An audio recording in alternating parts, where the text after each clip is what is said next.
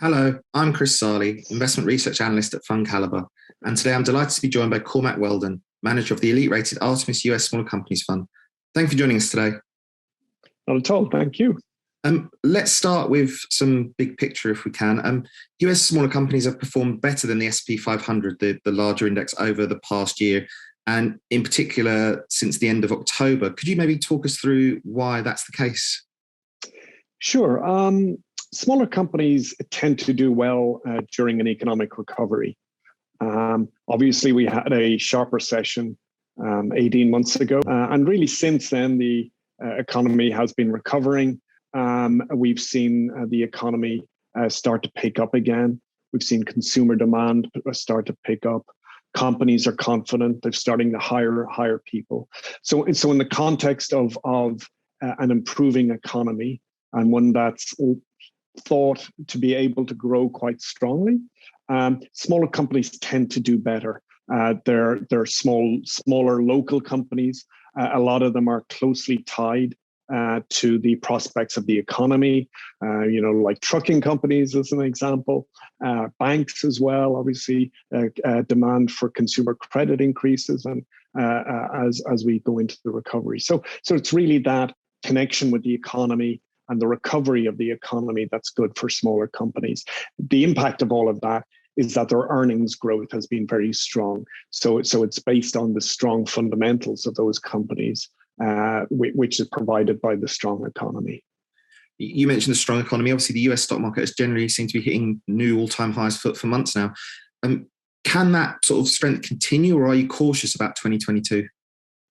Well, I think 2022 is going to be, in some ways, a little bit more complicated. Now, in one very important way, hopefully it's more straightforward. One would hope that 2022 will be essentially a good environment. Let's see about that. However, in another way, it will be a little bit more complicated, and that's because we do expect the Federal Reserve to start tightening interest rates at some point next year. At the moment, our best guess, and the Fed's best guess of that, is that will happen from the middle of next year.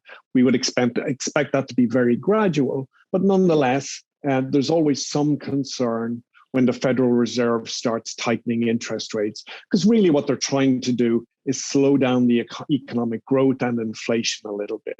And that can cause complications in the market. Now, we are reassured, though, that the Federal Reserve have been clear that they will do this very gradually. And the fact that they've been very clear about when they expect to start, and the fact that it will be gradual, means there shouldn't be any real surprises for investors. So while it might cause some volatility, we don't think it'll be fatal for the market. We don't think it will result in significant drawback. The other aspect of it, the economy to still be growing and earnings growth to be still coming through. You mentioned the interest rate rise there. Could you maybe go into a bit more about how you think that would affect small caps in particular in the US? Yeah, I mean, really, it's the flip side of my answer to your first question of if the economy is doing better and perceived that it will continue to do better, we would expect smaller companies to do well. Now, if the market perceives that the Fed is making a mistake, for instance, by raising interest rates, that they're going to slow down the economy too much, then that could be negative for smaller companies, certainly more negative than for larger companies. As I said, though, we do think that the Fed has been very clear about their intentions. However, I do have to say that the prospects for inflation are incredibly important. At the moment, inflation is running high for a number of reasons, we believe, some of which we think will recede next year.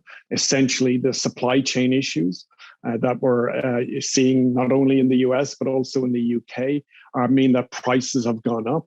We would expect those prices to come down next year when goods are more readily available. But the prospects for inflation is important.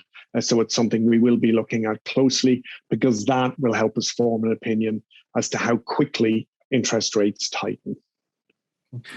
Let's turn to the portfolio. We've obviously got an interesting mix of companies in there. Could we start firstly with Axon Enterprise, a company that makes weapons? Now, obviously, responsible investing and avoiding companies that do bad things has been in the spotlight more so than ever recently. So is that sort of a holding that worries you? And are you worried that people will perhaps put off by the fund if you invest in a company like that? Could you maybe explain that to us, please? Sure. First, let me explain how we incorporate environmental, social, and governance aspects into our research. And that is to do it from the very start of when we're researching a company. So we're not just looking at the financial aspects of a company, but at those ESG issues. And Axon is definitely an interesting example. I will grant you that. What Axon do is they do two main things. First of all, they are the manufacturer of tasers, and also they do body cameras for security guards and police forces.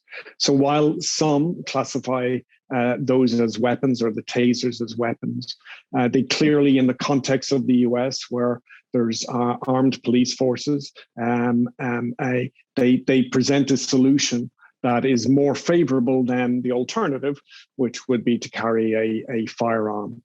So in the context of the US and the business they operate in, actually we are quite reassured by what they're doing. And so, for instance, we know civil rights groups are very positive towards their body cameras, as that helps record any engagement between the police forces and the public, and obviously is somewhat helpful where there is debate about what may or may not have happened. And the other aspect of it is that the company have rated very highly from a governance point of view. And that is very important because they are operating in a sensitive part of the economy. And so it's very important that they have a strong independent board of directors, for instance, who can interact with the management and make sure that the management is behaving in the most ethical way.